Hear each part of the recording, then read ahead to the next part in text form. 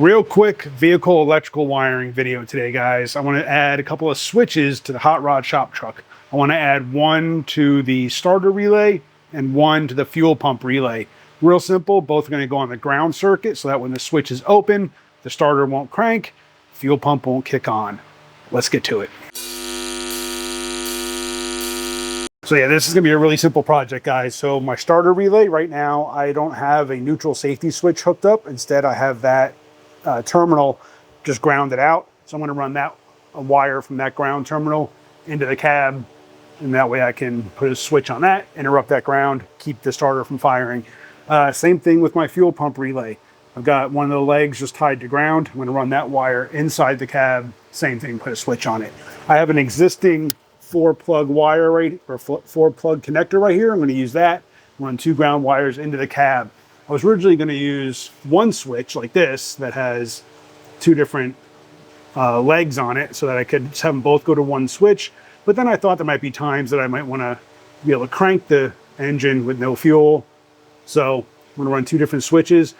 So this was going to be the switch I was going to use, but I'm not using these. I've got some other switches on order because I also have another idea. All right, in the cab, whoa, that's really bad. Let me move that light because that's a really bad spot. All right, so in the cab, my original idea was to put a switch panel. I was gonna make a little switch panel or a little Heidi switch inside the ashtray. I actually had my screen mounted there when I had the Holley Sniper EFI. So I was going to do that, but then I realized I have, if I can get my camera shadow out of the way, I have that big hole right there. So I'm in the process of 3D printing what's going to be a switch panel for right there. So yeah, guys, this should be a really, really simple project. And actually, this is something you could probably do on just about any vehicle. As long as you can locate, say, your trigger wires.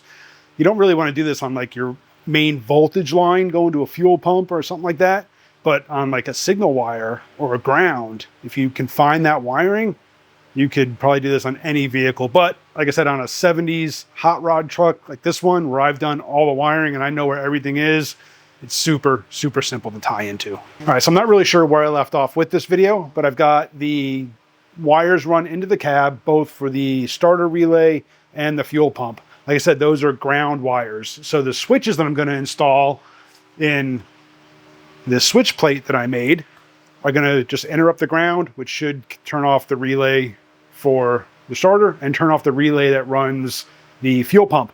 So I printed this little switch panel out of PETG. This is going to go in place of where my old heater controls were. And I made it so that it's for 5 switches, just so I have future growth available. You can also see that I modeled these little block off plates here. If my camera will focus on them and not on me. Come on. It doesn't want to cooperate. But you see those little nubs on the block off plates. I modeled them after little nubs on the switches. Just little detail, kind of blend in. Now, I've got my switches set into the on position right now. And all I did was I just took a multimeter, make sure this, then set it to ring, basically. And then I can just ohm this out. Switch is on, flip the switch, switch is off. Back on. And that way I know, A, that the switches work, and that I'll have them both in the same orientation in the switch plate. So, got both switches here. I'm gonna go ahead and put these into the switch plate, and then we'll get these into the truck. All right, so I've got everything back together. So, I've got, here are my switches. Let's see them right down in here. So the first one is for the fuel pump, and the second one is for the starter relay. So I've got a microphone back by the speaker. So I turn the ignition on. Let's see, the ignition came alive. There's power. So now, but you don't hear the fuel pump. So now, if I just come over here, and then you can hear the fuel pump running. And that one, now I would be able to crank it.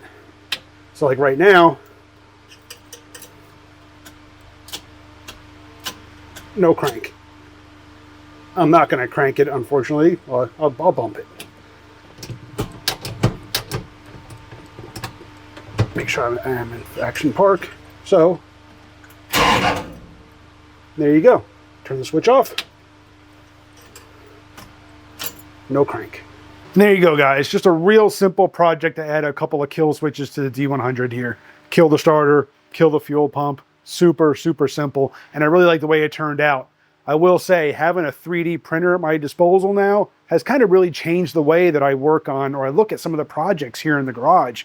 I mean, yeah, that panel I could have made out of a piece of sheet metal, cut it up, drilled a couple of holes for it to mount, painted it, and had it look decent. But having a 3D printer, I really like the way that turned out. That just looks really clean. You know, if it wasn't for a metal dash, it would almost look like an OEM look. You could really dial in the way things look and really just kind of customize things with a 3D printer. Really appreciate you guys for watching. Hit that subscribe, hit the bell. See you on the next one.